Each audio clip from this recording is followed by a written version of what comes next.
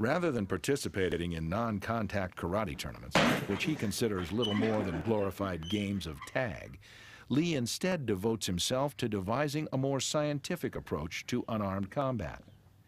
His research leads him to the science of Newtonian physics and the techniques and principles of European fencing and Western boxing, where efficiency, not tradition, are the touchstones of both disciplines. Lee's research causes him to understand that the only litmus test of a combative technique's worth is whether or not it can be landed effectively on an opponent. Anything that's ornamental is discarded from his style. He retains only those techniques that he himself has determined to be practical in real self-defense situations. Lee is the first martial artist in North America, if not the world, to have his students don boxing gloves, headgear, and body protectors and spar all out. Nothing is rehearsed, no punches are pulled, and full contact, reality-based martial art is the order of the day. In 1967, Lee introduces the concept of full contact sparring at the International Karate Tournament in Long Beach, California.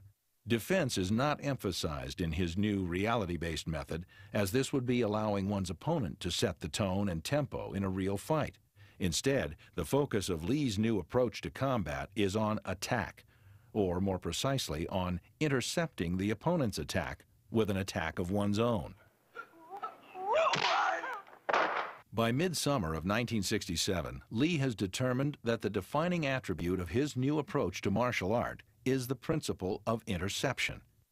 As the Cantonese term for unarmed combat is typically represented by a character indicating a fist, Lee christens his new approach Jeet Kune Do, the way of the intercepting fist. What is this thing you do? In Cantonese, Jeet Kune Do, the way of the intercepting fist. Intercepting fist, huh? Or foot. Come on, touch me, any way you can. To reach me, you must move to me.